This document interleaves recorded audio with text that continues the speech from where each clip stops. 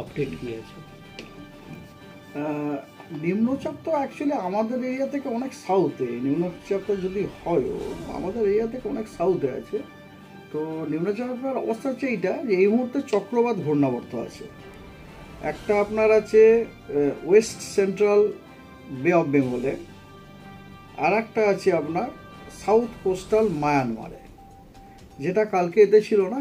কালকে বলেছিলাম আপনাদের থাইল্যান্ডে ছিল, নর্থ থাইল্যান্ডে ছিল।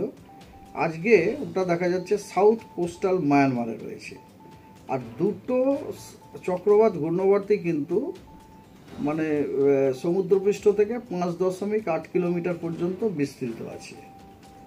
আর মায়ানমারে কোস্টে যে আপনার ঘূর্ণাবর্তটি আছে, সেই ঘূর্ণাবর্তটির সম্ভাবনা হচ্ছে ওয়েস্ট নর্থ ওয়েস্টওয়ার্ডস ডাইরেকশনে মুভ করার। আর এই দুই ঘূর্ণাবর্ত জেরে জেরে আমরা আশা করছি আগামীকাল ওয়েস্ট সেন্ট্রাল বে অফ বেঙ্গলে এবং তার পাশাপাশি এরিয়ায় একটি নিম্নচাপ এরিয়া তৈরি হতে পারে। কিন্তু যেহেতু ওই নিম্নচাপ এরিয়াটা আমাদের পশ্চিমবঙ্গ থেকে অনেকখানি সাউথে আছে, সেই জন্যে সপ্তাহের শুরুর দিকে আমরা খুব একটা এই সিস্টেমটার জন্য বৃষ্টিপাত আশা করছি না। হ্যাঁ, সপ্তাহের শেষের দিকে আমরা একটু বৃষ্টিপাত হয়তো একটু বাড়ছে, কিন্তু সপ্তাহের শুরুর দিকে বৃষ্টিপাত এমন কিছু বাড়ছে না, এক্সেপ্ট সাম মানে আপনাকে বলতে পারি কি বলে এক্সেপ্ট সাম আইসোলেটেড থান্ডারস্টর্ম, যেগুলো এই সময় হয়ে থেকে থাকে সেগুলো। তো ওয়েদার এইরকম 22 তারিখে এন্টায়ার সাউথ বেঙ্গলেরই সব জেলাগুলিতে কিছু কিছু জায়গায় হালকা ও মাঝারি বৃষ্টিপাত হওয়ার সম্ভাবনা আছে, এবং নর্থ বেঙ্গলের এক্সেপ্ট আপনার দার্জিলিং, কালিম্পং, মালদা, এই 3টে জেলা বাদ দিয়ে বাকি সব জেলাগুলো হচ্ছে ড্রাই, শুকনো ওয়েদার। আর এই 3টে জেলাতে 2-1 জায়গায় হালকা ও মাঝারি বৃষ্টিপাত বিক্ষিপ্তভাবে হওয়ার সম্ভাবনা আছে। এছাড়া দক্ষিণবঙ্গের কয়েকটি জেলাতে 2-1 জায়গায় বিক্ষিপ্তভাবে বজ্রবিদ্যুৎ হওয়ার সম্ভাবনা আছে। সেগুলি হলো নদিয়া, 2 চব্বিশ পরগনা, ইস্ট বর্ধমান, হুগলি, কলকাতা, হাওড়া, মেদিনীপুর এবং ঝাড়গ্রাম।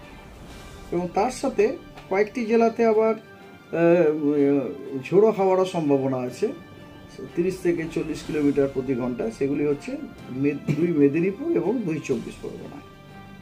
23 তারিখে দক্ষিণবঙ্গের সবকটি জেলাতেই অনেক স্থানে হালকা ও মাঝারি বৃষ্টিপাত হওয়ার সম্ভাবনা আছে, এবং উত্তরবঙ্গের জেলাগুলিতে 2-1 জায়গায় বিক্ষিপ্তভাবে হালকা ও মাঝারি বৃষ্টিপাত হওয়ার সম্ভাবনা আছে। তার সাথে সাথে উত্তরবঙ্গের জেলাগুলিতে 2-1 জায়গায় বিক্ষিপ্তভাবে বজ্রবিদ্যুৎ হওয়ার সম্ভাবনা আছে।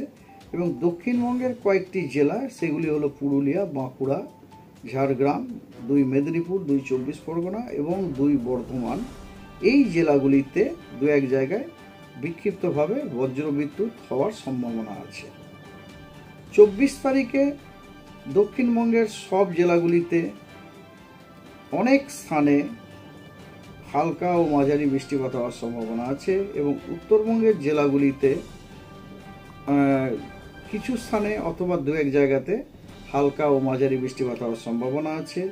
তার সাথে আপনার উত্তরবঙ্গ এবং দক্ষিণবঙ্গের কিছু জেলাতে 2-1 জায়গায় বিক্ষিপ্তভাবে বজ্রবিদ্যুৎ হওয়ার সম্ভাবনা আছে। সেগুলি হলো দক্ষিণবঙ্গের ঝাড়গ্রাম, 2 মেদিনীপুর এবং দক্ষিণ চব্বিশ পরগনায়, এবং উত্তরবঙ্গের সব জেলাগুলিতেই 2-1 জায়গায় বিক্ষিপ্তভাবে বজ্রবিদ্যুৎ হওয়ার সম্ভাবনা আছে। এবং উত্তরবঙ্গের এই জেলাগুলিতে কিন্তু ঝোড়ো হাওয়ারও হওয়ার সম্ভাবনা আছে 30 থেকে 40 কিলোমিটার প্রতি ঘন্টায়।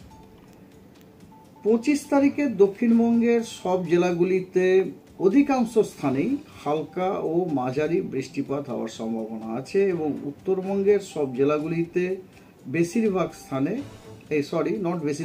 অনেক স্থানে আপনার হালকা ও মাঝারি বৃষ্টিপাত হওয়ার সম্ভাবনা আছে। এবং তার সাথে সাথে 25 তারিখে দক্ষিণবঙ্গের এবং উত্তরবঙ্গের কয়েকটি জেলায় বিক্ষিপ্তভাবে ভারী বৃষ্টিরও সম্ভাবনা আছে। সেই জেলাগুলি হলো দক্ষিণবঙ্গের 2 মেদিনীপুর এবং 2 চব্বিশ পরগনা, এবং উত্তরবঙ্গের দার্জিলিং, কালিম্পং এবং জলপাইগুড়ি এই জেলাগুলিতে দু এক জায়গায় বিক্ষিপ্তভাবে ভারী বৃষ্টিপাতের সম্ভাবনা আছে।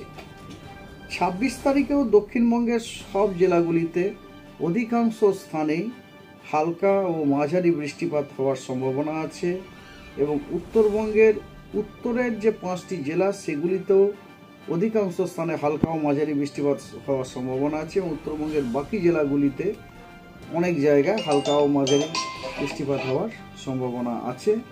তার সাথে সাথে আপনার দক্ষিণবঙ্গের এবং উত্তরবঙ্গের বেশ কিছু জেলায় আপনার দু এক জায়গাতে বিক্ষিপ্তভাবে ভারী বৃষ্টিপাতেরও সম্ভাবনা আছে। সেই জেলাগুলি হলো দক্ষিণবঙ্গের 2 24 পরগনা, 2 মেদিনীপুর, ঝাড়গ্রাম, বাঁকুড়া ও পুরুলিয়া এবং উত্তরবঙ্গের 5টি উত্তরের জেলা অর্থাৎ দার্জিলিং, কালিম্পং, জলপাইগুড়ি, আলিপুরদুয়ার ও কোচবিহার এই জেলাগুলিতে দু এক জায়গায় বিক্ষিপ্তভাবে ভারী বর্ষণের সম্ভাবনা আছে এবং এটা উল্লেখযোগ্য যে যেখানে যেখানে জায়গায় আমি বজ্রবিদ্যুৎ অথবা ঝোড়ো হাওয়া অথবা ভারী বৃষ্টির উল্লেখ করলাম সেই সব জেলাগুলির জন্য কিন্তু আমাদের ডিপার্টমেন্ট অলরেডি হলুদ সতর্কবার্তাও জারি করে দিয়েছে। 27 তারিখে উত্তরবঙ্গের 5টি উত্তরের জেলা দার্জিলিং, জলপাইগুড়ি, কালিম্পং, আলিপুরদুয়ার এবং কোচবিহার এই জেলাগুলির বেশিরভাগ জায়গাতে অধিকাংশ স্থানে হালকা ও মাঝারি বৃষ্টিপাত হওয়ার সম্ভাবনা আছে এবং পশ্চিমবঙ্গের বাকি সমস্ত জেলাতে অনেক স্থানে হালকা ও মাঝারি বৃষ্টিপাত হওয়ার সম্ভাবনা আছে এবং 28 তারিখে পশ্চিমবঙ্গের সব জেলাগুলিতেই অনেক জায়গায় থাকলে পশ্চিমবঙ্গ থেকে বর্ষা এখন দেরি আছে। আগে তো ভারত থেকে বর্ষা যাওয়ার উপক্রমটা হোক, তারপর তো পশ্চিমবঙ্গ থেকে যাবে না। ভারতবর্ষ থেকে সাধারণত ভারতবর্ষ থেকে বর্ষার বিদায়টা শুরু হয় রাজস্থান থেকে বর্ষা বিদায় নেওয়ার জন্য অনুকূল পরিস্থিতির সৃষ্টি অলরেডি হয়ে গেছে। মোটামুটি আমরা আশা করছি আগামীকাল অর্থাৎ 23 তারিখ থেকে ভারতবর্ষের রাজস্থান থেকে মনসুন উইথড্রল স্টার্ট হতে পারে, বাট উই আর মনিটরিং ইট। হ্যাঁ, আর পশ্চিমবঙ্গ থেকে দেরি আছে কারণ এটাতে ধীরে ধীরে যাবে না, এটা তো হট করে চলে যেমন এসে হচ্ছে ধীরে ধীরে সেরকম যাবেও ধীরে ধীরে। এটা অনেকটা ঝাড়ুর মতো, বুঝতে পারছেন তো? যখন একটা ঘরের আপনি একটা ঝাড়ু দিয়ে যখন ময়লা পরিষ্কার করবেন, ঘরের এক প্রান্ত ময়লা পরিষ্কার করার পর ইমিডিয়েটলি লাস্ট প্রান্ত মানে ধীরে ধীরে ঝাড়ুটাকে ঘষে ঘষে ঘষে ঘষে ঘষে ঘষে নিয়ে আসতে হবে। এই চক্রবাত ঘূর্ণাবর্তের যে ব্যাপারটা বলছে যার জন্য বর্ষা হচ্ছে, পুজোর আগের সময়টাতে বর্ষার সম্ভাবনা আর কি থাকছে? পুজোর আগের ব্যাপারটা এই মুহূর্তে আমাদেরকে জিজ্ঞেস না করাটাই বেটার, এর পরের সপ্তাহে জিজ্ঞেস করবে, আর এক সপ্তাহ সময় নিল। আমাদের কাছে কিছু হয়তো ইনফরমেশন আছে, but those informations are not having the sufficient confidence, so it is better you should wait for another 1 week. এক সপ্তাহ বাদে আপনারা একটুখানি ভালো ইনফরমেশন হয়তো পেয়ে যেতে পারেন। ঠিক আছে।